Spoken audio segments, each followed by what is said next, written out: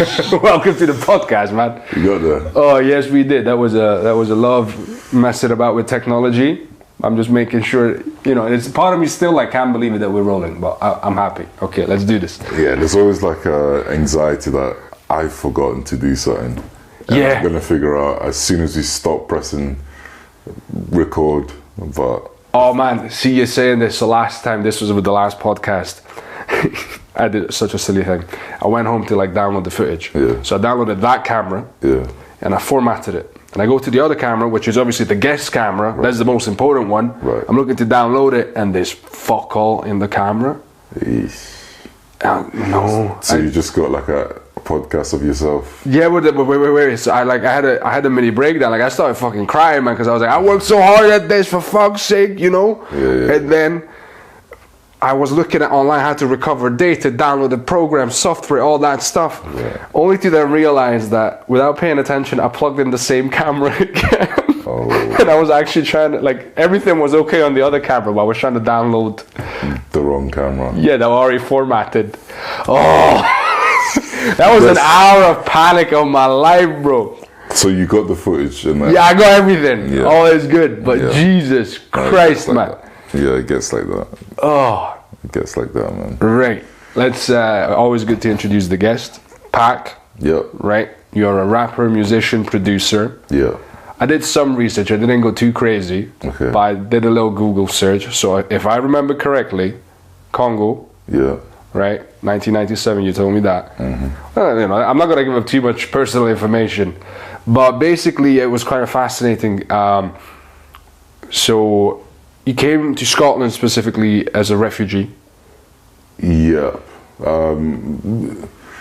Kind of. Right. More like, well, it's kind of weird because the terminology between what they are is a bit different, like asylum seeker, Right, refugee. yeah, okay, that's fair. That's fair. They kind of mean different things, so Like politically, politically and they put you in different boxes. exactly, and by definition and stuff. But I'll just think more asylum seeker. Right. I Fair. think that's the more kind of correct. Yeah, I'm an immigrant. That's what I am. That's not nobody's watching that off me. Do you know what I mean? Immigrant gang, man. But yeah, and it was kind of fascinating. So I read a little bit of the story of getting into music, and then obviously people fell in love with the voice. I mean, man's got a distinctive voice. There's nobody taking that away from you. So I've heard. And then you've been going more into that, and you recently released a single, 90s Baby, Yeah. which has been on repeat, and Oh no. there you go, on all your important streaming services. Everywhere. Yeah. But also, so that's how kind of started going into like listening to your songs and stuff. And so 90s Baby, the other one that was on repeat today was Breaking the Door. Yeah. Right, and what I found quite fascinating that a lot of your songs deal with like more mature topics. Yeah. Like for how did I phrase this? Basically, it just when you think rap is like there's different genres. Yeah. Yours seems to be the one that talks about heartfelt, genuine like issues, and like in 90s Baby, you have a prayer. Yeah. Now, I grew up heavy-duty Christian. I'm not Christian anymore. But, like, it was... Even to me, it was fascinating to hear a song that starts with a prayer, pretty much. Right. And it makes sense of the song. So I kind of wanted to ask you about that. Of, like, how... Are you still defining your genre for yourself? Are you... What's going on, right? Yeah, man. Still figuring out, like, art is to always be figured out. Yeah. I don't think... you can really call yourself an artist if you know exactly what. If you can slot yourself into a box, you're not really an artist. You're more like a. Your product. Your product. At that point, you're strictly a product. You know what I mean? Or like a content creator. Yeah. Yeah. Because you're creating content, which is music, but you're not trying to create art. So definitely still finding out my sound. Still, figuring myself as a human being. So, Yeah, definitely. It's funny you say that, because my earlier music was not as quote unquote mature. It was reflective of me as a young person, you know. Right, of course. I was talking about girls. Can we swear on this podcast? Yeah, you can swear all day, man. This is a swear-free podcast. All right. Let's fucking go. All right. Yeah, man. I was chatting about bitches and you know, weed and whatnot. You know what I mean? Because that's what I was concerning myself with. That's what I was thinking about, and that's what my circle was thinking about. You know, we were thinking about girls and weed and this and that. So but obviously now I'm engaged. You know, I don't smoke weed anymore. Yeah, that was actually mentioned in the song. That was mentioned in 90s Babies as well. I try to actually personify weed as a woman, and just talk about like how she was like my side chick, you know what I mean? Like Yeah.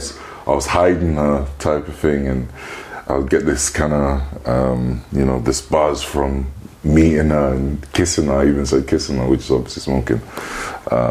But then at some point it didn't feel, you know.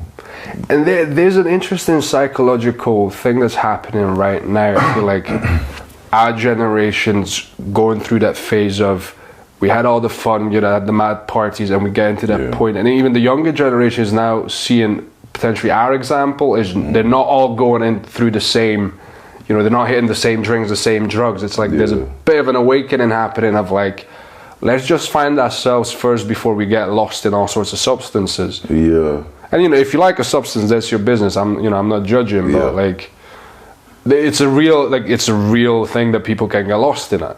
Definitely. And it's cool you say that as well, because a lot of the time we criticize the Gen Zs and the millennials and stuff. I mean, you know, sometimes they deserve it. Sometimes they deserve it. A lot of the time, like 75% of the time, they deserve it. However, there is a sort of change where I think they've grown up looking at, you know, because they've grown up on the internet, right? They can search the history of humanity in an instant, right? Yeah.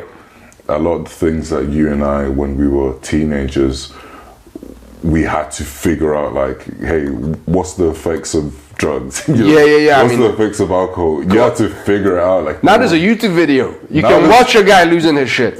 Literally, you can watch a guy on any drug that you want and see the effects. But even more so, like, what I'm trying to say is, I feel like because they've seen so much of how it can really destroy people's lives, they're just kind of like, no, I don't really want that. Like, a lot of young people aren't as interested in drugs as like the kids in the 60s or the 70s, or the 90s or the 2000s. You know, progressively, although I still understand that there is still a drug problem in the world, and there's new drugs coming in, and also if you want to actually like, it's kind of worse drugs right now. There's stronger, it's more potent. So. And you can get lost in social media. You can get lost in like this kind of stuff. Yeah. You know, like you can. I know sometimes I have an issue. Like I know the instinct to sort of escape into like a fucking TikTok rabbit hole is there, and you have to like check yourself. Yeah, definitely. Like,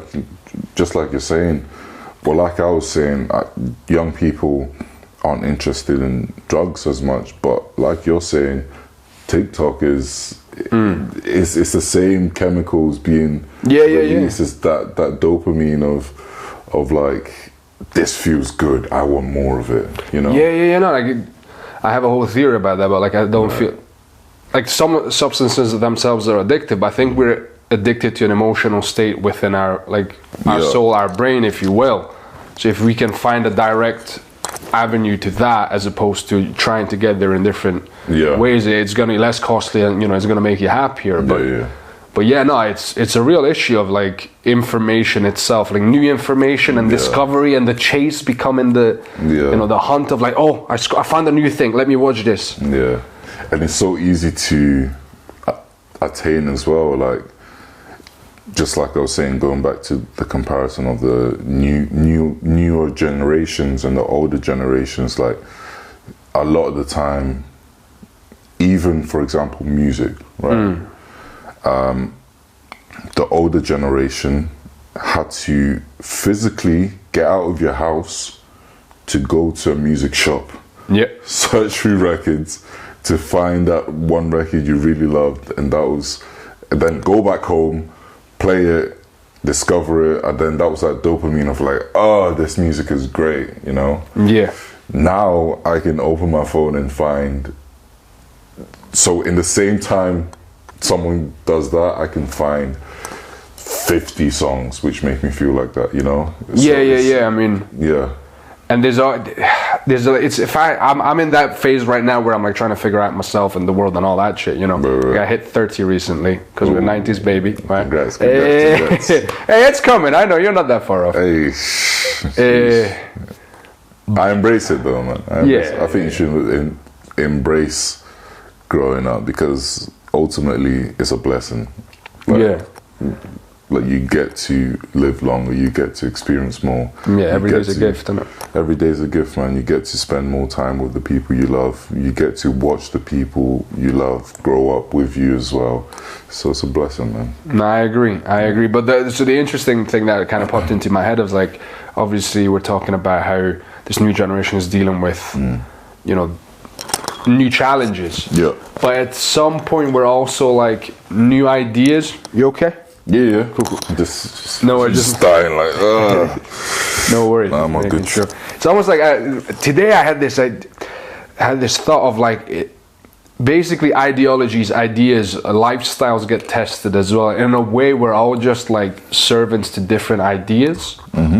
Like if there's a weird, if you talk about evolutionary perspective, it's like we're all trying to live our life according to certain principles, and those principles get tested every single day. And in the grand scheme of things, we're all just playing out, you know, whether this idea, if I live my life this way, whether that works, and it will work for a while, and then it might stop working. A new challenge comes in, and you have to re-evaluate how you think about yourself and the world. And yeah, it just fucked with my mind. Again, I wasn't even smoking or anything. I was just like, whoa, shit. Definitely, you can still experience highs in life of just like thinking about stuff like that. But it's actually there's this quote that says like, never trust a certain man, someone who knows something for certain. Correct. Don't trust that person. No one should know something for certain. There's things that are obviously pretty objective, like, for example, I don't know, I was gonna say something which might be controversial. I was gonna say, I am a man. Right. But yeah, listen, that's pretty controversial. Listen, that's actually, hang on. You can make that statement about yourself all day, because that is how you identify, and that is how you feel, and that is an objective statement that you can make. I mean, yeah, but I'm talking about. It's not. We're not making commentary about what happened in society right now. But I'm trying to say there's things which are like, you know, like the law of gravity is objective whether you believe it or not. Yeah. You know? Yeah. So there's certain things that you can believe in gravity or not, is still gonna be gravity, you know? But there's everything else, not everything else, but a lot of other things is just like, you just need to live in this gray area of doubting everything, you know? To some extent, yeah. Like everything makes sense until it doesn't. Yeah. And you know, there's, as you said, like there's certain things that you can believe to be true, but there's a lot, like most of the things we don't know for sure. Yeah. We're taking a wild, educated guess at the best of times. Yeah. And fingers crossed it works. Yeah. And you know, and sometimes like I had to go through a lot of like therapy for my personal issues, and obviously that got me thinking about some of the stuff my parents taught me. It's no longer serving me. Right. And is faith one of them? Potentially. I was a very specific type of faith. Right. I was Jehovah's Witness growing up, and not even the global ones. I was like an offshoot of that, so it was a whole mess. Okay. But it was a scary idea, but it kind of made sense of like, you know, there's people that die not knowing they were wrong about things, and they pass that information on. Like, you know, you can never think, oh, you know, I've done it well, it's all done, you know, I made some mistakes, but overall I can say I did it well, because it might turn out further down the line that you fucked it up royally and you had no idea. Yeah. But as long as you tried your best, you know, those are your best chances, right? Yeah, definitely. Like, we all live in this one planet, and like, there's no one who, like, that's why the kind of constructs of like countries and authority and stuff like that. Sometimes it's hard to get on board with. Like, you know, you need police. Yeah. But when another man is coming and aggressively shouting in your face and telling you, like, yeah, they can physically, you know, do something to you and you can't retaliate. It's like, who gave you, you know? It's a bit weird, isn't it? It's like, yo, motherfucker, I'll punch you right now, but then I have to sit in a cell and I can't escape. You know what I mean? It's, yeah, no. It's a weird one. Yeah, it's again, it comes back to ideas. You know, ideas play out in real life, and then we figure it out if it works or it doesn't. Yeah, and ultimately, like, we're all. Sorry to cut you off. No. We're all. Let me make sure this not, because I feel like a dad that's trying to be cool with my hat backwards. It's not working, man.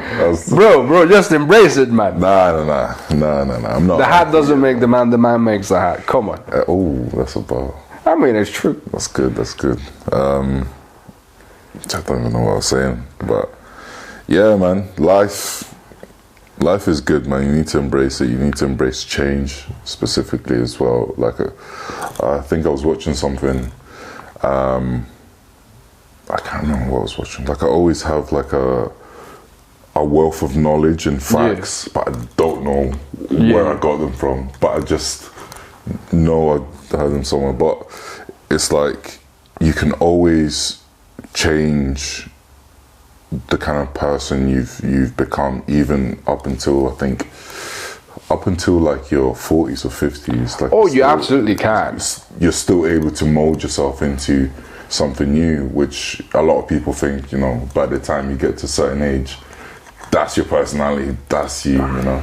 I get you. Yeah. I think there's parts of your personality that are you, and you can try to change it, but you will feel at some point that that's not me, and like you're gonna have this feeling of like, I'm not being who I am, authentic, being true to myself, and it's gonna be an issue emotionally. It might make you depressed over long term as well. But there are certain aspects that we've accepted because that's all we knew, and this is what we told about ourselves. And then long term you go, actually I'm not actually enjoying being that person anymore. And stuff that you're taught as well, because obviously most people go through the same schooling systems. Somewhat similar. A lot of things that me and you, we were just taught, but then you get to a certain point and you're like, that's not right. Like, that's not. I mean, it's not right to me anyway. I mean, there's been this idea that as we've been talking, has been at the forefront of my mind. Again, we talked about, you know, faith and all that, and I don't consider myself religious anymore. But that quote about, I think it's Paul, that says that we don't fight against the flesh, we fight against the spiritual. So we fight against ideas. You know, our battles are not against people. Obviously, people live according to ideas, but it's the ideas that we're trying to fucking break down and understand and replace and heal and etc. So, you know, I'd still have, you know, some regard for. You're quoting Paul and stuff. I'm still, I guess, religious. Like, I respect religion, but I would say more spiritual, right? Which I believe everyone should be spiritual. You don't need to be religious, because religion, and I'm trying to say this in the most respectful way because I am a Christian, I do believe in God. Let loose, man. Let loose. Yeah, but there are aspects of religion where you're like, you made that up and applied it to. There's an element of bureaucracy. Yeah, this is going back to what we were saying about police. You know, you know, there's certain people in powers in religion who just abuse it. You know, it's like the middle managers of faith. Do you know what I mean? Like, bro, what do you do? Like, you don't. What's your quota? Like, what are you trying to hit here? You know? Yeah. No, definitely. And it's like there's so much wrong that goes on in the world, but it's fueled. There's so much misconception of faith and religion and spirituality that is, you know, fueled by the middle managers. Yeah. So there's a lot of people that are just like, I do not believe in anything. I don't, and that's fair. You don't need to believe in anything. But I feel like a lot of those views are coming from, you know, I heard in the Catholic Church they do this. I heard in the Protestant Church this happens. So negative things which happen in, you know, a small type of, you know. Are you talking about like people taking? I mean, again, this is my religious upbringing coming out, but like, don't live as they do, live as they say. Like people, you know, like some people are trying to live according to the principle, but obviously they fuck it up. Yeah. And that was always how it was explained to me growing up as a kid, of like, you know, don't look at what the brother and the sister's doing wrong because they're imperfect. Exactly. But look at the principles themselves. Yeah. Just follow your heart, because everyone knows, well, apart from psychopaths, everyone knows what's right and wrong. Actually, there's been studies about how even they might know, but they just don't care. I guess, yeah. So like they have a intellectual understanding of right and wrong, but it's they just don't give a fuck. Just disregard it. Like, no, that makes sense, because even to the point of like when people murder, right? Yeah. You know that's wrong, and you and I can even become murderers, even though we're not psychopaths. Yeah. Right. But if you let your emotion carry you to, like, oh, I hate this person so much, I'm gonna end their life. You know that's wrong. But there's a lot of people sitting in jail, in prison right now, who aren't bad people, but they've murdered someone. But they lack the tools to control themselves in that emotional moment. Exactly. So, which is, I mean, this it feels like this is a long conversation that started ages ago in my head. Yeah. But like the whole chat about understanding emotions, feeling your emotions, managing your emotions. Yeah. It comes out every single day. Like, it's a severely underrated art form. Yeah. Because people, like, right now, I've got a bigger fucking axe to grind with the men, you know, like the men influences. Yeah. That like, fuck your feelings. Facts don't care about your feelings. Cool. But like, if you don't understand your feelings, you're still gonna be suffering from it. They're not going away. They're still guiding you. It's just now you don't even know what's going on. You know. Yeah. And a lot of the times as well, like that suppression of feelings and all that stuff. That's what causes a lot of illnesses. Yeah, most likely. And I'm a big kind of advocate of this. Like, it's something that my mum kind of taught me as well. Like, don't. One thing she's always said to me is like, don't go to sleep angry. Right. I don't know if. Yeah. I mean, my dad's version of this was never let the sun go down on your anger. But yeah. Exactly. It's the same principle, but it's just that to kind of say like don't suppress your emotions, right, to a point where, because you never know what could happen. so you could, you could pass away with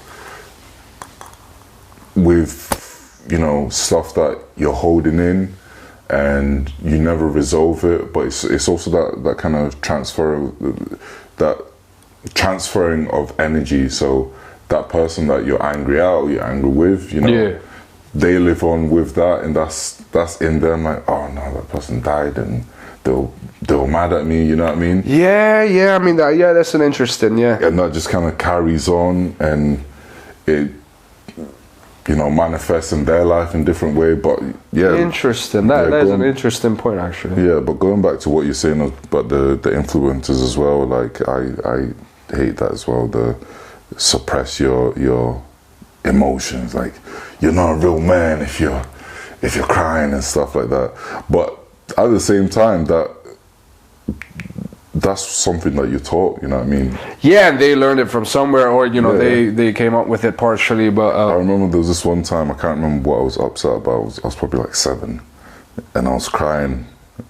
Like I was crying about something. I think it was just really passionate, if you care about something, And my dad was just like, "Why are you crying?" And I was just crying because you care. Because you care. And but from then on, I was just kind of like, "All right, cool. Like, if something's wrong, don't cry about it. Just move on. Just." Yeah, I mean, it sounds great on paper. It sounds great, but then you turn into an adult and you're just pissed off about stuff, and there's this build up of emotion where usually you can just, naturally you're just supposed to let it go, then you can figure it out, Yeah, you're supposed to express it. If you need to shout, if you need to cry, if you need to, just speak to someone, instead of sitting there silently and just being like we all know that moody guy, we all have that friend that's just like, nah, I'm fine. Yeah. And it just, you're clearly not fine. Like you're sitting there like you're contemplating murder. Like, I'm okay.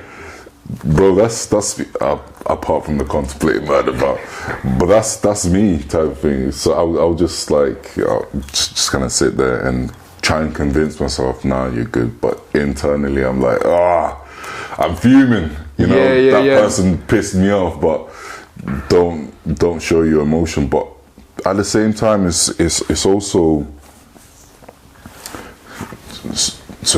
like exploring Stoicism. Yeah. Which can be toxic sometimes as well, because that's what that plays into. So I'm like, right, I'm not gonna show my emotion because I wanna present myself as, someone who can't be hurt by. But that's bullshit. But I get it. So I've got a bone to pick with Stoicism, because there's things I agree with it. Yeah. But I've just realized that there's a fundamental misunderstanding at the core of it, because it's blaming emotions in general, as opposed to like talking about how, let's say you got triggered by something and you go, why am I triggered by that? But like, you don't even know what is affecting within. Yeah. So like, quite often, if you don't know what you're feeling and why you're feeling the way you are, is because you do not understand yourself. Yeah. Right? This has been my new revelation, therapy and a lot of work on myself, of like, you're the captain of your own ship, right? For sure. But your ship, if there's crew members, they send you feedback of like, Captain, this is blah, blah, blah. Yeah. You get all that. If you get in the habit of always ignoring those feelings, you don't know what the fucking feedback is. Yeah. Right. And then there's also this idea, if you're gonna change yourself, it's gotta be like immediate. Yeah. But like turning a ship, that bitch is hard. You know what I mean? Like, that takes ages. Yeah. So, and quite often is like, whenever you get triggered by an emotional thing, like in the moment you might not even realize why it is. So I kind of go, right, like there's things that I've forgotten about, they're coming back right now. Just let them play out so I know what the fuck's going on. Yeah. That doesn't mean I need to like lunge at someone, but at least internally, and sometimes I express it as well, but I let it play out. Yeah. Don't try to be on top of it straight away. Yeah. No, definitely. but at the same time, it's a work in progress. Like I would say to anyone listen to our conversation, thinking like, oh, that's me. You know, don't then kind of be extra hard on yourself and be like, oh, why am I like this? Like, I shouldn't be. You know, because that's what you know. Again. Yeah. So like, it's gonna take a while to change. Yeah, give yourself some grace, man. Like everyone, absolutely everyone on this planet is a work in progress in whatever is their thing in life, you know. Yeah. So I think the biggest thing is acknowledging your faults, knowing what your faults are. That's the biggest thing. No one's gonna be perfect, right? Nah, no one's gonna fix these things. I don't even know what perfect is, to be honest with you, anymore. What is perfect? Like, name me something, give me something that's perfect, right? It's very difficult. There's things that are perfect to you. Oh, like that dinner I had, that is perfect. There was nothing wrong with it. Yeah. Fair enough. You know what I mean? Subjectively, but subjectively, but you could have given it to me, and I'm like, that's there's not enough salt in this, you know. Yeah. Oh, there's this, there's that. It's too spicy. It's too this, you know. But to you, spice is great, you know. So again, there's nothing objectively perfect. Apart from, you know, if you look at the bigger picture, the universe is perfect. In its own way. I mean, I've got a whole. This is not a theory, but sometimes I think about what if the universe is also like an imperfect universe that's always evolving and changing. I mean, it's a complete made-up fabrication. Yeah, it feels good to think about it that way. Yeah, it's like it is a bit of a paradox, but it is perfectly imperfect because like this. It's what it is. It is what it is, you know. Like, and that's Stoicism.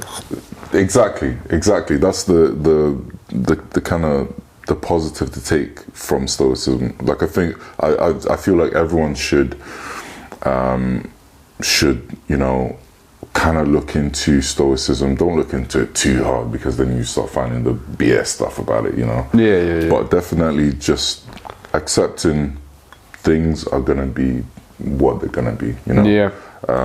Things don't need to be perfect, but as long as there's progression, as long as there's movement, there was something that a barber that I frequently go to, he told me about this quote, and he's actually got it tied on his neck. I hope I don't get it wrong, but it was like, I think it was progress over perfect, something along those lines, you know. True.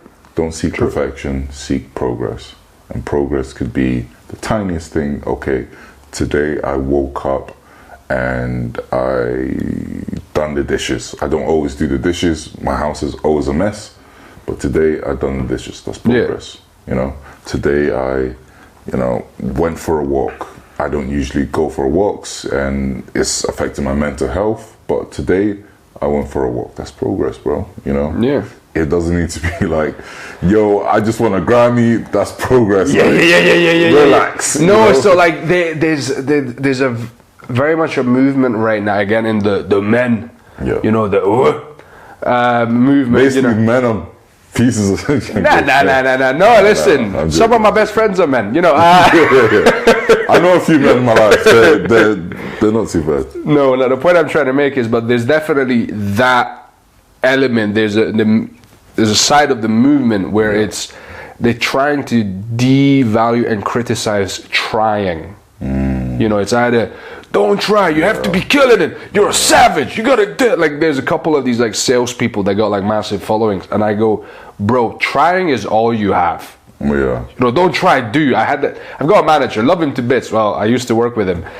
And you know, I was working in hospitality. I was like, can you do this? I was like, I'm gonna try my best. He's like, don't try it, dude. You know, in the SAS, people, you know. And I was like, bro, we fucking serving food to people in a restaurant. Yeah, what SAS? Yeah. Do you know what I mean? Like, and even in the SAS, the best you got is trying, because you have no idea what your best is on the day until you actually go and try to do it. Yeah, you can't just do things. You know, you need to try things. Yeah. Right, and then so that's I was like, it took me a lot to like make peace with the fact that you don't know what your best is, you don't know where you start in life. You can just try, and you still need to figure out, you know, what does it look like when I try my best. Yeah. And it changes day by day. And sometimes it has good consequences, and sometimes you fuck it up royally, and it comes from the same place, from you trying your best. Yeah. And you got to live with it. Yeah.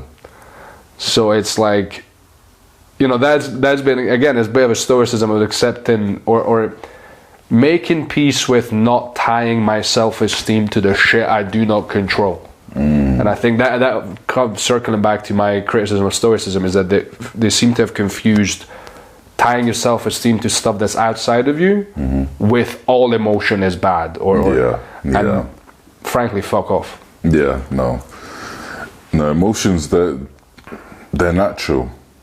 Anything that's natural is there for a reason, and that's why I come back to this idea that the universe is perfect, because everything fits, everything works, you know, where we are in the positioning of the universe, the Goldilocks zone, zone, you know, like us being there. If it was, you know, a few 100 meters this way, a few 100 meters that way, it's off. We're not here, So all that type of thing, and that for me, that goes back to God and this kind of perfect creator of the thing. And for a lot of people in faith, that grounds you, because it understands, like, I'll never be as perfect as someone who created all of this. Like, I can't live up to, like, if that's perfect, if creating a universe is a perfect being, I'll never be perfect. And I'm fine with that, because in my lifetime, I will never create a universe, you know. So all I can do is what I can do in this life. So I feel like that's why a lot of people find faith as well, because they go through, you know,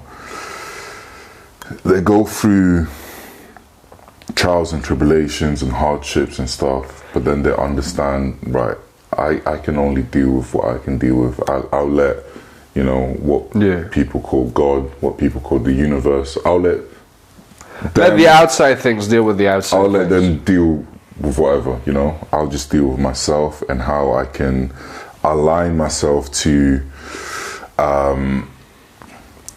being one with God, the universe, you know, living in a way where I fit the cog, you know. I'm not going against nature and going against what is progress, you know. Yeah, like the world is always progressing, so everything I do in my life, I want to fit into working with everything else, if that makes sense. Yeah, and then, I mean, when you put it like that, and then you realize that every single person, you know, they're all trying to figure it out, you know, based on whatever their best is. You go, no wonder the world's a fucking mess, you know what I mean? Like, but that's the thing, I don't think everyone is trying their best, and you know this yourself. There's certain people who, like we say, some people just want to watch the world burn, you know. I mean, There's literally people who are just like, okay, today I'm gonna mess up someone's day. I'm gonna fuck up someone's day because my day has been fucked up, you know. Yeah. And that's I mean, not for you to do, you know. I know, but there are cases when that is literally their best, as you know, because that's what they know. Relative to them, that makes sense. It checks out. It's allowed in their brain because that's what they know. So you go, right. Nah, I'm not advocating for it, you know. I'm not being like, you know. I understand. Sometimes you still gotta backhand someone too. Yeah. No, definitely. I get where your fear is coming from, but it's even like we said, like even psychopaths know they're doing wrong. They just don't care. Yeah. You know. So there's a lot of people that they know they're not trying their best. They just don't care. They just don't care that they're not doing their best because of whatever reason. So there's a lot of people who have, you know, family issues, mental health issues, you know, that they can't control, but they know something's wrong. They know what they're doing isn't wrong, but they're just isn't right, sorry. But they just can't, you know, find the right steps to try. And so that's why a lot of people go to counseling, a lot of people go to therapy, because they're like, okay, cool, like if you can get to the stage where you understand, okay, I know I'm not trying my best. I know I'm not doing right, but I need to figure it out. And I can't do it myself, so let me chat to someone else. So that is trying there. But there's a lot of people who know that and they're just like, I don't care. Yeah, I get you. I know. It was quite heartbreaking. It was somebody I know. Like obviously, not naming names. It was somebody I knew was kind of fairly old, right. you know, and they were clearly not happy with how they were physically, how they were socially. You know, they were just kind of stuck in the house, overweight. Like overweight, when I say overweight, to the point where they were constantly complaining that, you know, even just going down to the shop hurts. Right? Like, you know, I'm not being like, haha, fatty. I'm just being like genuinely, like it was a genuine issue. A health concern. Like, yeah. And I genuinely tried, like I was like, oh, I've got this really cool workout thing video that's aimed specifically at like this, was it DDP, the wrestler came up with DDP yoga, so it's like low energy, but it's good and it actually works. There's a lot of success stories of people healing like severe injuries by just doing it regularly. So, you know, I gifted it, you know, try it, you know, go for it. And they got it for like a couple of days and then they were like, yeah, you know, what's the point? I'm okay. Yeah. And I was like, I couldn't fathom it. Of like, how do you like? It's right there. You just have to go for it, man. Like you could literally turn around the trajectory of your life, the quality of your life, but you're not. Like you've given up on yourself. Yeah. And I can't convince you to care about yourself. That's it, man. That's it. That's why. It's frustrating and it's sad a lot of the times, but it's one of those things, going back to what I'm saying, not everyone is trying. You know, like you need to be able, so they needed to be like, hey man, I really need something, like please help me with something, you know. Then you give them that and they're like, oh, saving grace, let me do this, you know. Yeah. But you, from your upbringing, your morals, you know, your heart, you've seen that problem in their life and you tried to help them. So you're the one trying, you're constantly trying. Every day, it's trying in yourself, trying in other people, trying with the world. And that's what I'm saying about, you know, making the world work and working within the world, doing acts like that. You're like, I understand, I can help this person. But only so far. But only so far. They need to be able to want that for themselves. That's basically what it boils down to. So that's why we're in this and the world's always been like this. Like this is not something. It's new to us potentially because you know we're just going, oh shit, right? Every single generation has said, oh, the world's fucked. You know, since the beginning of time, the world has been fucked. But it's not, man. It's just. Like, imagine being the first human and you're like, there's fucking saber-toothed tigers. Like, wait, what? Like elephants that are like fucking 40 feet tall. You know, like just, it's crazy. But it's, if you think about it, if we didn't have free will and everyone was just robots, the world would be fixed like that. You know? I'm a free will guy. I'm a free will guy. I know some people that aren't, but I'm a free will guy, so I'm on board. Yeah. We love free will. Free will is great, but get that on a t-shirt. Yeah, I love free will. But there's certain people where you're like, I wish you were a robot. Like, I wish I could just press. Just reset you. And for a little while, you know. Sometimes we're also handing out free willy. Hey. I mean, no Diddy. True. Be careful who you hand out free willy to. But definitely, man. I feel like the sad thing about it is the world can never be fixed. Nah, there's way too many moving parts. There's 8 billion people. How are you going to convince every single one? Like, you can't even convince everyone to like the same, you know. In a country, you can't even convince people to like the same ideologies of even like even we disagree on fundamental principles sometimes, like even on what is free speech, what isn't free speech, like who the president should be, who the prime minister should be, even stuff like that, like agreeing on a leader to like, okay, let's improve our country, let's agree on this person is fit to do it. Like it happens every election in everywhere. People rally up for one person, and I clock it, and this is why I'm kind of like on the fence with politics and voting. Like I understand the importance of it, but I'm just like, I don't really care, to be honest, because nothing is ever really fixed. People vote for one person, and then 3 months later they're like, we hate this person. I mean, this is the wrong person. Let's vote for the next person, right? He'll be better. We vote for the next person. I'm sorry, it's 2024. She'll be better. I mean, you're right. No, you're right, Nick. Bro, think about it. Like, what if we actually wised up and be like, right, let's actually give women a chance to be in charge. I mean, and see how the world actually operates. Maybe. I don't know, maybe we'll have some maybe it'll be better, you know, maybe we'll have some presidents cat fighting. You never know. That was a joke, obviously. That was a misogynistic joke. Okay, it's a joke.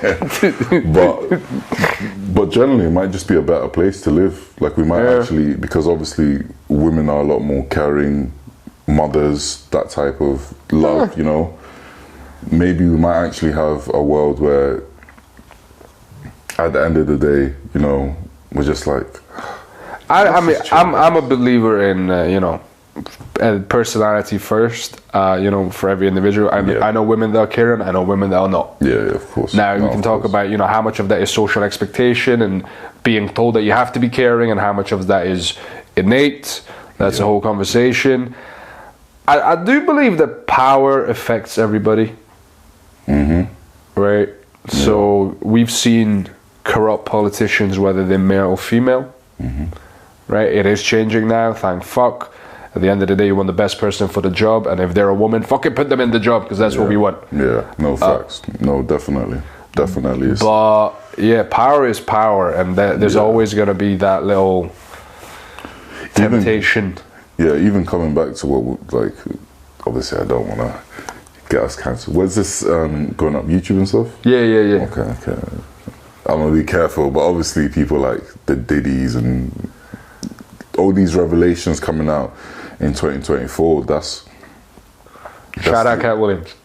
Shout out Katt Williams. He called it. This guy called it like months ago, and that's why he's. That was the first month of 2024. Guy was like, and we were like, whoa. What was it? What was it? Big dick predators or something like that. Yeah, he's like, this is why I don't go to Diddy party. You know, Diddy wants to party, and you gotta tell him no. Oh, big up Katt Williams. He's the GOAT, but. Yeah, that's why he gets blacklisted from success, you know. I think he's doing all right. No, he might not be doing as well as maybe some others. He's doing really well for himself, because. So I feel like with power, fame, all that kind of stuff, you have two routes, right? You either take the struggle route and find your own lane of success, and that could be huge. It could be small, it could be nothing. It could be small, you know, but you are fine with that. But you know, like, you got your principles. You've got your principles. You can look yourself in the morals. You know who you are. You know who you are, and that's Katt Williams. Like, he's like, all right, cool. I'm not going to sacrifice who I am, and wherever this takes me, and people really love that. Like, you see how people love, like, the normal people. Like, I've never really heard like people like us, the consumers of his comedy, say like, oh, we hate Katt Williams. It's usually the people he's targeting that are like, Katt Williams is a liar. This is that, you know, on Breakfast Club or something, talking on some podcast, talking shit about him. But the real people were like, we need more people like Katt Williams. We need the truth about him. It's like 50 Cent. It's why we love 50 Cent, because he's not in this bubble where he's got to be himself. Scared to say he'll call out anyone. He's been calling. He's supposedly got reported nearest rainbow. Huh? Reported the nearest rainbow. Yeah, he's crazy, but he's supposedly got a documentary that he's been making about Diddy for the last 10 years. You know, or you can go down the other route of, like, you know, what we class as selling your soul, and which is really selling your morals. It's an interesting thing, that, because, like, being in this industry, I'm guessing in the rap game as well, there's so many forces that kind of pull you or trying to lure you in different directions. Of, like, there's the part that's like, you know, if you just don't say this, you could be so commercially viable. Why aren't you and you're like, yeah, but that's not who I am, and that's not what I want to talk about. And once you start going down that route, it's gonna be hard to come back. You know, the slippery slope argument. But there's something for that. Once you justified selling your soul once, it's gonna be easier to do it again. And this is why I keep my faith so intact. And there was one thing that my mum said to me, actually, when I was younger. So my parents are very religious. Right. My dad's a deacon in church. Right, okay. You know. Now the lyrics make sense. Yes. So back home as well in Congo, like, he used to be very involved in the church. He used to preach a little bit as well. And my mum's also very involved in the church currently as well. So they're big on church. Big on religion. They're probably at church today as well. But there was something that my mum said to me once when I really started doing quite well in music and doing shows and stuff. And she was like, if they ask you to sacrifice me, be careful. And I was like, whoa, to sacrifice you? What do you mean? You know, and obviously, you know, some people call it conspiracy, whatever you want to call it, but... And I mean, there's all sorts of theories out there, I'm aware of that. All sorts of theories, doesn't mean they're all true, but definitely tying that in with the selling your soul. Why exactly do we call it selling your soul and not selling your morals or selling your principle? We call it selling your soul. I think it's a self-esteem thing. It's a self-esteem thing, but it's also, your soul is spiritual. It's not like an ideology type of thing. Like, it's not like a principle is in your head. You can change it. Morals in your head, you can change it, kind of thing. Maybe morals in your heart, whatever you want to call it. But your soul is like, it's your essence, who you are. It's who you are. Even if you don't want to believe it, your soul is your soul, you know. And I mean, and most of the time there's people that have done that and then came out at the end and going, I fucking regret doing that. I'm going back to who I am. Definitely. And I renounce it. Definitely. So that's what I'm saying. That's why I keep my faith so strong, because I want to be able to recognize moments where I'm like, this doesn't feel right to my soul. Yeah. It might sound nice, like, hey, Paque, sign this contract for 30 million, right? But you have to do XXX. You know, and I want to be able to be like, ooh, 30 million sounds great. Yeah, you know, I love that. And it starts becoming a thing. Fine print seems dodgy. I don't want to fuck a goat. Like, why do I need to fuck a goat to get 30 million? You know what I mean? Yeah. That type of shit, obviously, we're being quite... I mean, you know, if everyone's got a contract, at least let me read it, do you know what I mean? Hey, you fuck a goat. Nobody's 30 million? I know a lot of people that fuck a goat for 30 million. Like, bro, you know, like, when you, I don't know, like, I come from bumfuck Romania, you know what I mean? I come from a average-sized town in Romania. My parents, you know, working class people. We had a single bedroom house with not even a working bathroom. Do you know what I mean? Right. That's where I come from. So sometimes the thought of like 30 million would fucking change a lot, you know. I mean, yeah. I mean, like, of course, there's people that might be listening to this thinking, oh, well, this guy's talking from a place of privilege. He lives in, you know, a first world country, and he's got running tap water, and he's got, you know, I'm aware of how grateful, how privileged I am, you know. Yeah.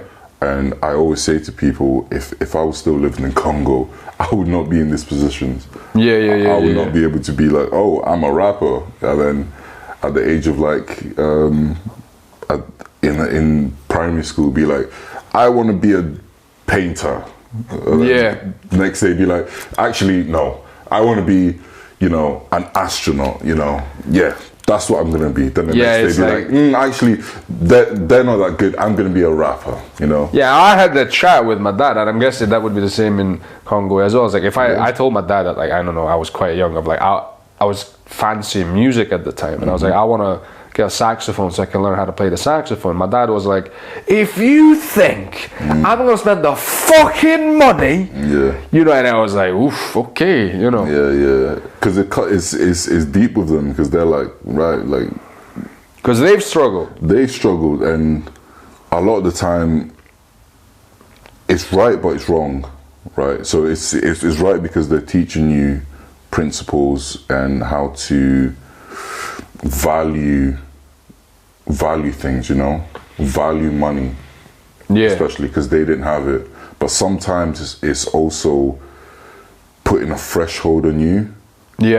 I've kind of had to deal with that as well, like feeling like, oh no, I need to be in education and I need to, you know, work a normal job because my parents weren't able to do that in this country. So all they want from me is go university, find a great job, do that for your whole life, and you're set, and then you can take care of everyone, And I'm like, hold on. It's like, hang on, when did I sign this contract? You know what I mean? When did I step into this? They're like, you signed this contract when you were born, and I was like, hey, bro, that's not legally binding. Like, what's going on?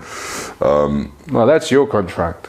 It's your contract, you know. So it's understanding that kind of thing, but taking both from it. That's what I'm saying. Like, I'm talking from a place of privilege. So for me to say, oh, I wouldn't do that for 30 million. Like, excuse me. Like, come on. Like, me do that for, you know what I mean? There's a lot of people in third world countries that will kill. That would do that times 3. Kill you. But it's sometimes, you know what I mean? But you see, it's not as graphic as kill someone for 30 million.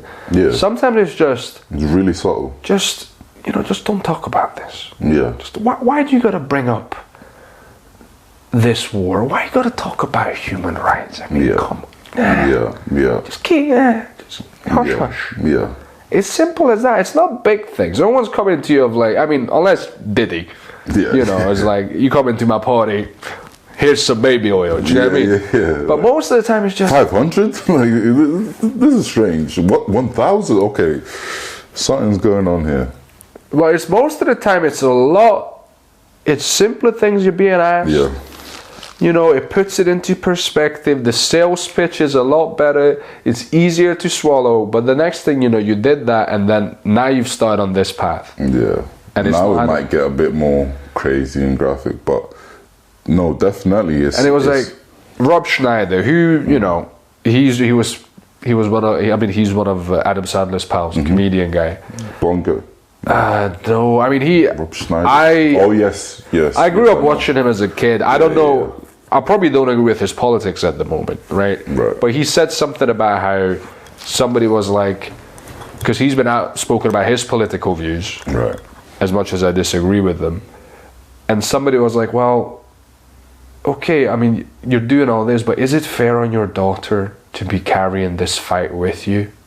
And that was like, it's a bit of a low blow. That you know, but that kind of that's when a lot of people go, hang on, Now my, you know, like you start worrying, and that's a battle. You gotta ask yourself, am I gonna pick this battle? And that's quite often that's how they get you. That's how I'm gonna make your life easy. I'm gonna make your family's life easy if you just don't talk about this. If you just ignore this. If you just turn a blind eye. If you just shut up and dribble. Put it that way. Yeah. So yeah, man, there's definitely a challenge sometimes, and sometimes just internally, but yeah, that's why it's important. Like I'm saying, like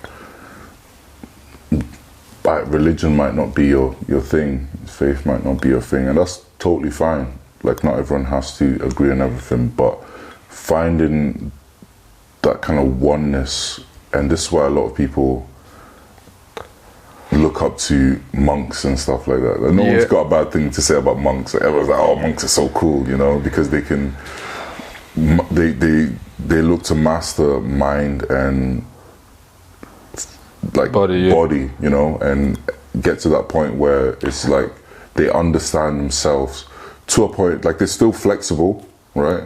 They sometimes, but we've all seen like Shaolin Monk. I don't know how many sequels that film has. That kind of stuff. Yeah, you know what I mean. So they're like fortify your mind type thing. that type of thing. Like it sounds cool, but obviously going back to what we were saying at the start, you still need to be flexible and be like, okay, cool. I can still learn new things, but once you know what your principles are, your core, like this is what I'm saying. Your soul.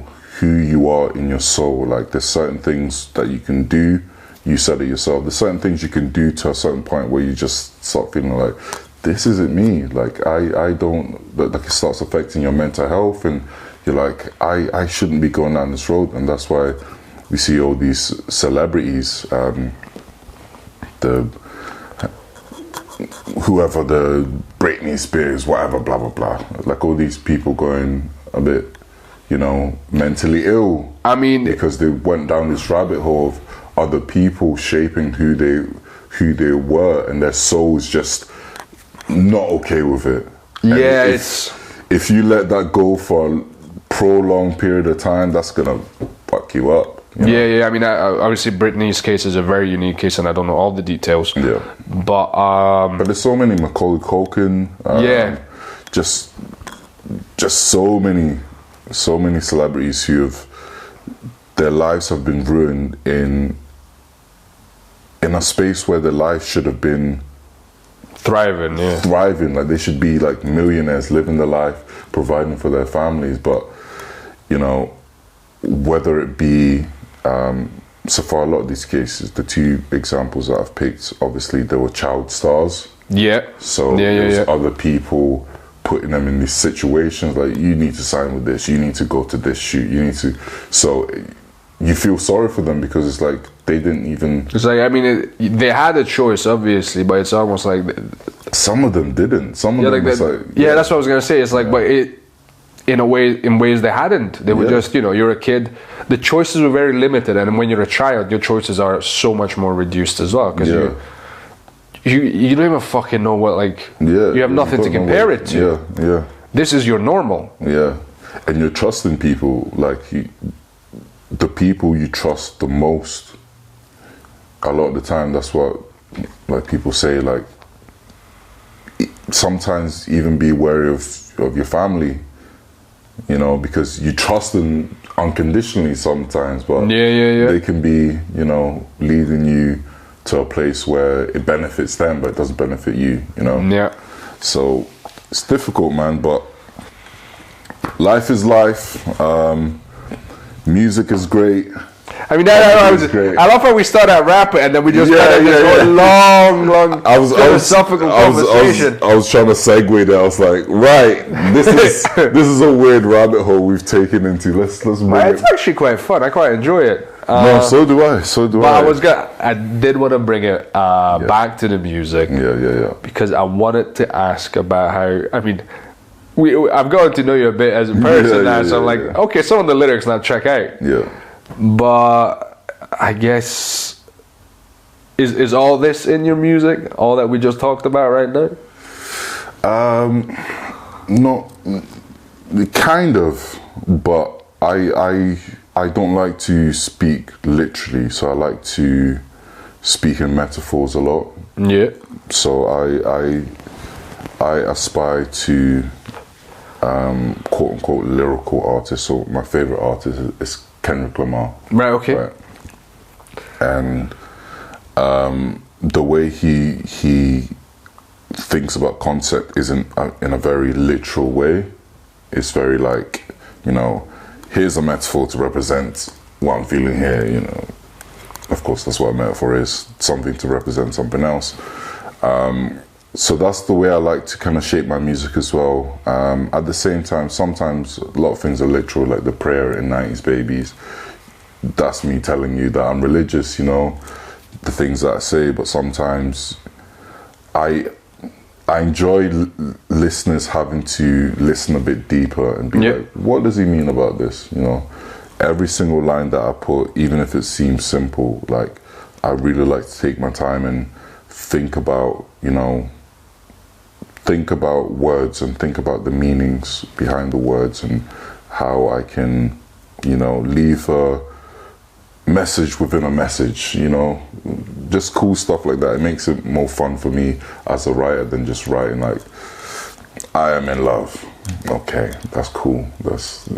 You get the point, you know. Sometimes that works, sometimes that's very powerful just to say that. Yeah, it depends on context, doesn't it? Depends on context.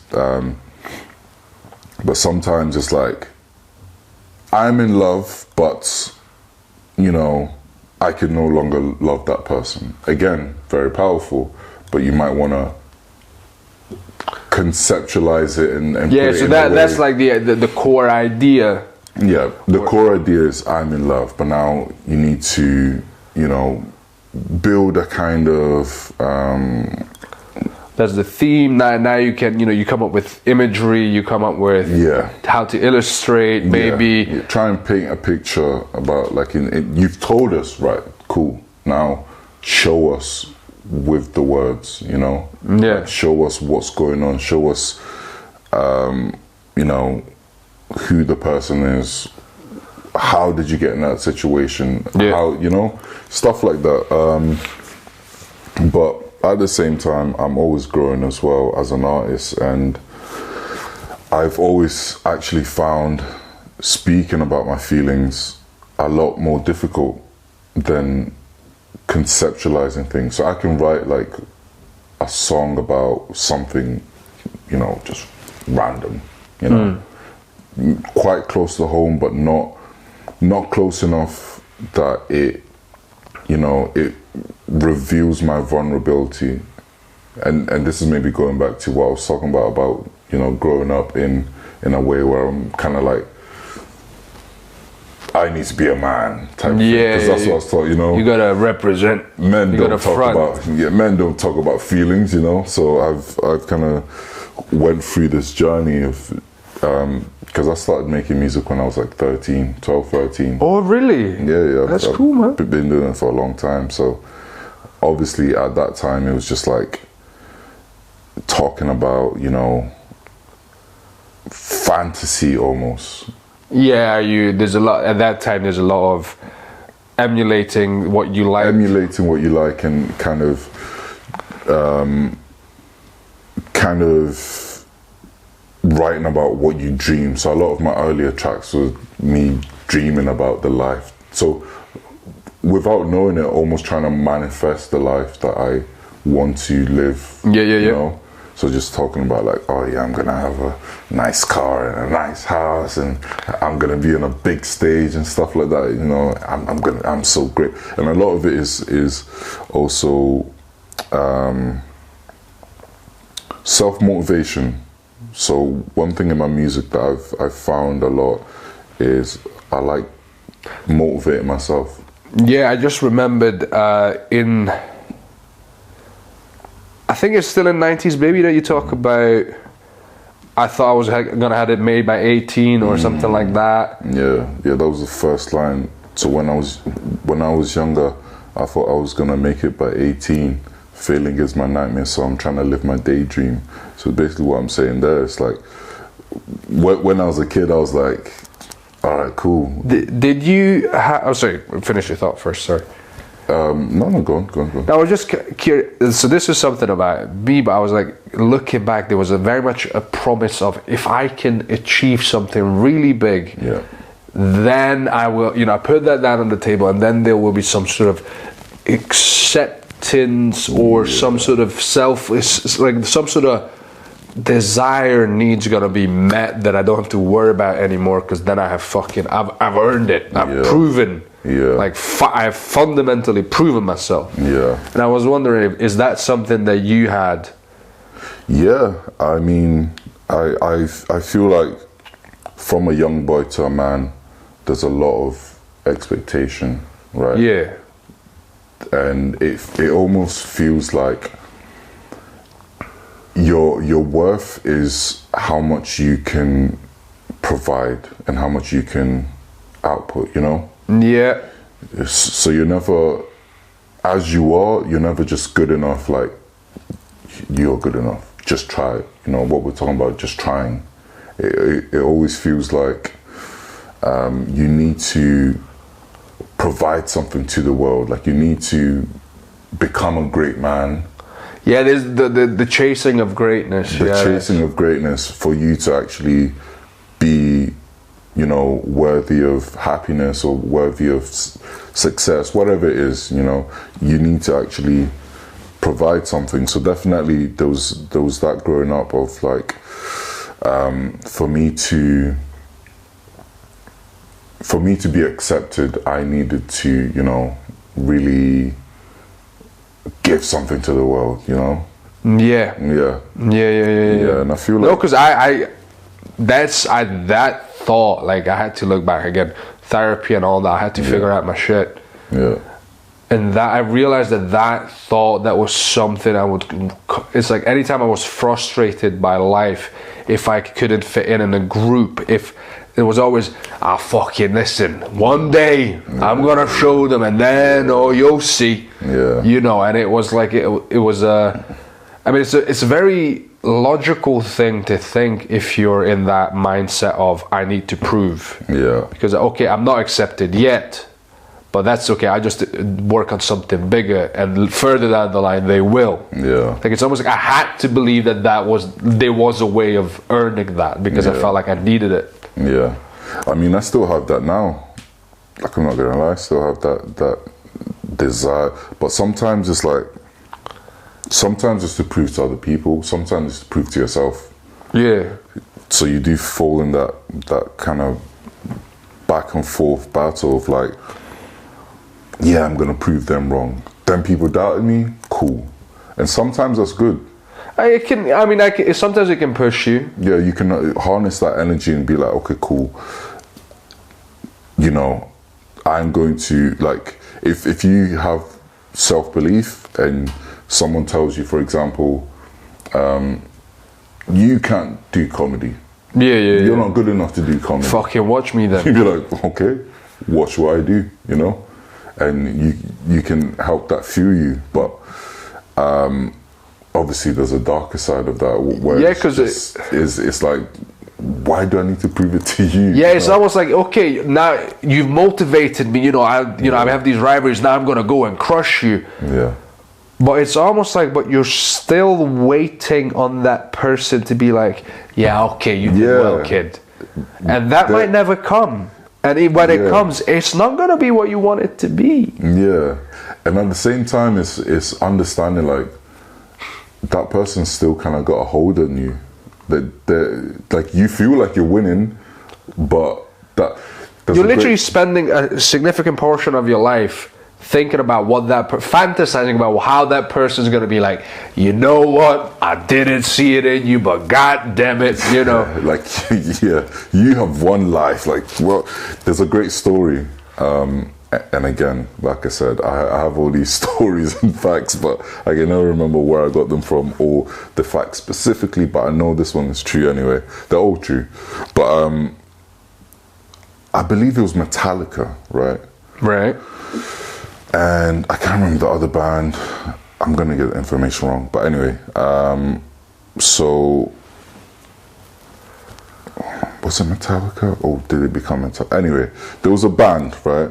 I'm not going to say the names, right? Even though they're a real band, because I'm going to get it wrong. But there was a band, they were doing really well, One day, they decided to get rid of a member, right? And just say, hey, look, it's not working out.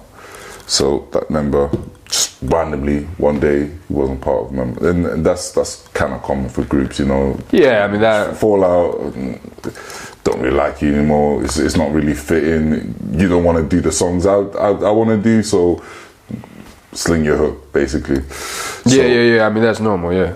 It's kind of normal. So he got outcasted, but obviously this is like, yo, how could these people do this to me, you know? This is festering up, and then it's like, I'm going to be greater than you guys, right? So the band that he was in, massive success. And again, this is like, I think one of the bands was Metallica. Anyway, massive success as Metallica are. And the other band member, to prove them wrong, also done great things, right?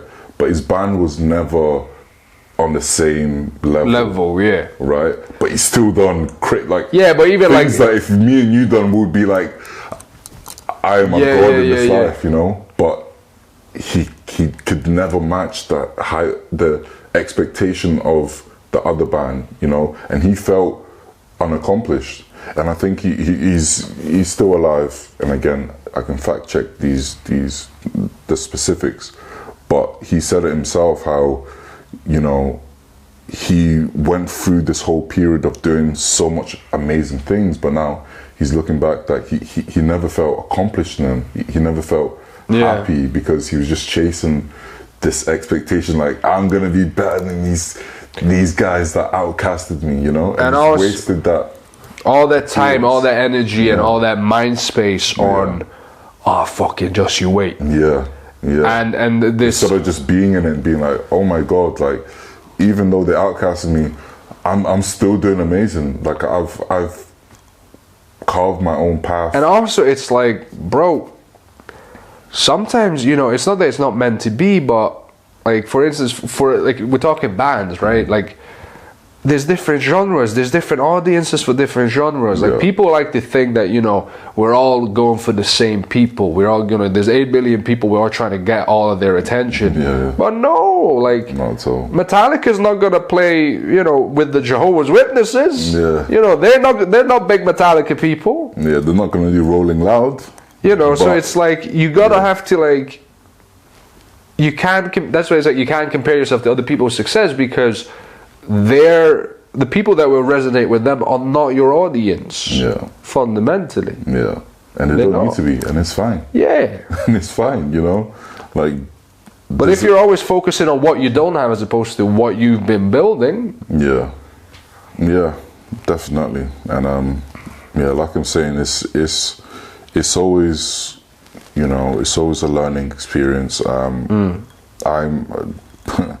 nowhere near perfect in my art as a person, you know, but like we were saying at the start, it's always about trying. So for me, I've also faced that, like, trying to please everyone as an artist, you know, as most artists, most comedians, like, I mean, you can be on stage and, you know, 95% of the crowd is laughing, but there's a little corner there who aren't laughing, and that could trigger you to be like, fuck, why are they not laughing? Like, what am I doing wrong that they don't find funny? But it's not wrong. It's just not wrong. It's not wrong. But the thought is, like, I was literally thinking about, you know, the good and bad, like, because we use such basic language sometimes. I think that's good, I think that's bad. But, like, what do you actually mean by emotionally? Of like, oh, that, you know, if you'd say that tickles my fancy, that doesn't tickle my fancy, suddenly it'd be like, oh, that's about you. It's not. You know, but because we use these universal terms of good and bad. Everyone's good is different, everyone's bad is different. Exactly. And it can get confusing, especially as a young man and a young woman and a young they, them, whatever. Definitely. That's why it's like, even to the point of, you know, the kind of joke we're making about gender and how, you know, you're subjected to yourself, but fundamentally let people live their lives, man. Like I believe what I believe, right? But that doesn't mean you shouldn't believe what you believe. You know, as long as you're not hurting anyone, as long as you're not impeding in anyone else's, you know, idea of life and ideal of, you know, what they want to be in life, you know, live how you want to live. I know it's, and you see it. People get protective of some of the weirdest shit sometimes. Yeah. Like I've seen it in my industry as well, like in comedy, and some people like start defining what comedy is and what comedy isn't. Right. And you go, bro, just mind your fucking business. Yeah, like give it a break, man. Just get on with your life. Yeah, man. But it's one of those things, like you're saying. So your way of dealing with that is like, bro, just give it a break, man. Chill out, you know. But you could be like, actually, like, I'm gonna take this fight, you know. No, this is the one I'm picking today. You know. And sometimes you have those. Like sometimes, like I've had those with friends that they've like. They could have an opinion on anything until they have an opinion on one thing, and I'm like, no, hey, sorry. I'm sorry to break it to you. This is why you're wrong. I brought my foot down on this. You are wrong. Like, I don't care, even if you're right to you, you're wrong. Like, you're wrong to me, you're wrong to the whole world, you're just wrong, you know? But, oh, man. But it's not taking it serious. Like, I don't, for example, right?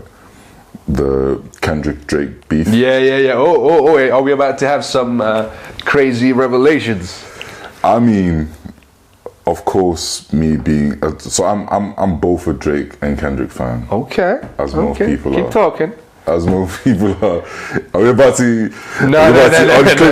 Unclip you like. No, you're all good. Keep talking. But yeah, it's one of those things where I feel like, for me, Kendrick won the battle. He's a more lyrical artist. Right. Drake cannot go, you know, bar for bar, as we call it. He's not as lyrical as Drake, as Kendrick, and Kendrick also played him at his own game. So Drake's game is...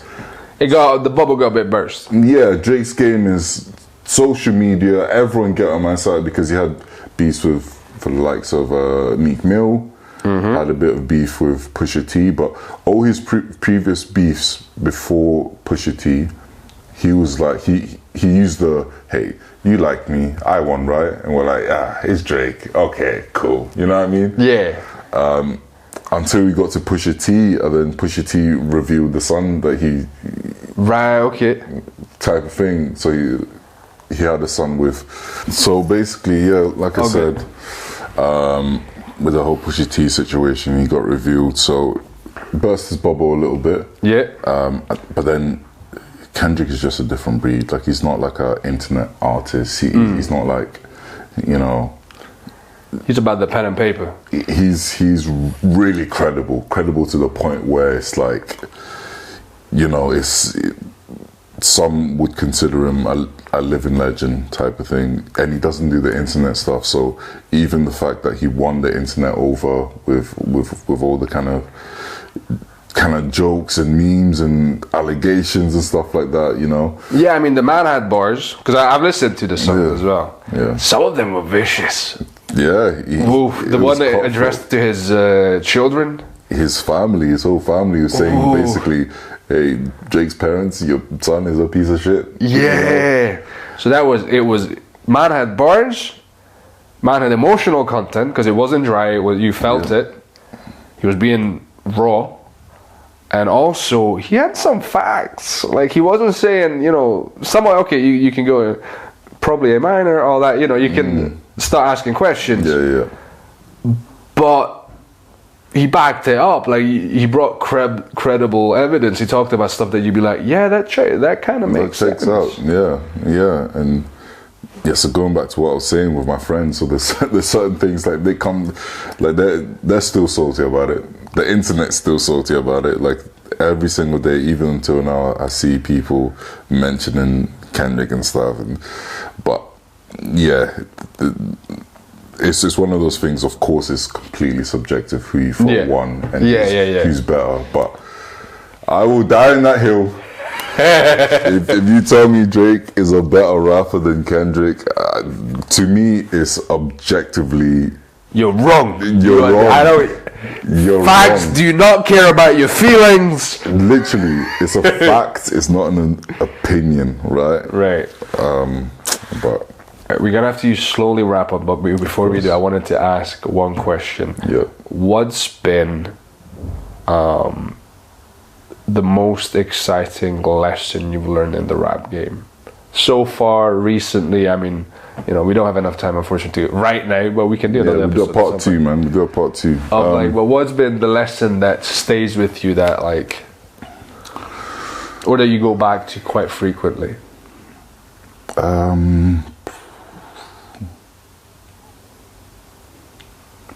That could be about the artistry, about the business, about yourself as an artist. It could be, you know.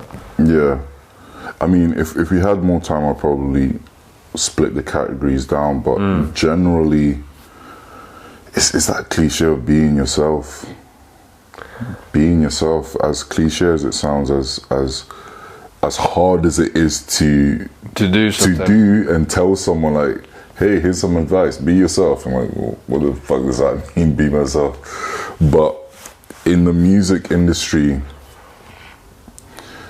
it's going back to literally everything we spoke about, you know, having your morals, having your principles, finding yourself as an artist and just riding that wave, and just like people appreciate you being yourself a lot more than the facade and the persona that you try and impress people with. Yeah, because we all have our own hidden sides, and in art we tend to find ourselves. Yeah, and as well, so there's two kind of quotes that I live by, right? One has always been, be the person I needed when I was younger. True. Right. So that's actually kind of powerful and emotional. So as an artist and as a human being, I always try and almost see myself in people. So you don't need to be younger than me, they could be older, right? But see that, you know, going back to that bar in 90s Baby, when I was younger, I thought I was going to make it by 18, you know, just that you want to accomplish something great and be great, but, you know, I'm now 27 and I've not accomplished what I thought I was gonna. Yeah. But there's certain things, there's infrastructure, there's not knowing where to go, you know, so just being that kind of guiding light. Other quote I live by is, you know, as much as we all want to be great people, it's better to be a good person. Yeah. Right. Yeah. I mean, you could say that's the greatest thing you can be at what? For sure. Because obviously, you know, definition-wise, we see great as better than good, right? You can be good, then great. Right? Yeah, of course. So everyone wants to be a great person, but what I'm trying to say there is there's a lot of great people, you know. Diddy is a great person. He's in the history book. In the sense he's great, you know, he's grand, he's accomplished a lot. But is he a good person? No. Yeah. You know? Yeah. So for that, it's like, yeah, be great externally, outside what people see, you know, what you're seeing here, But if I go home and I'm like killing rabbits every night, you know. Yeah, it's kind of questions if you're a good person. So I like to be a good person behind closed doors, you know. And we try, you know, be as good as you can, be as great as you can. You know what? I feel like those are two very important lessons. I feel like this is a conversation that should be continued. Oh yeah, for sure. But I very much appreciate your time, man. Thank you, my brother. And 90s Baby out on all platforms. 90s Baby's out on all platforms. The video's also out on YouTube. Dawson, The next single from the EP is also out. That was out last week. The video's coming soon. I need to check that out. Yep. And then the EP is coming sometime the rest of this year, man. So active, busy. Have a good one, yo. Yep.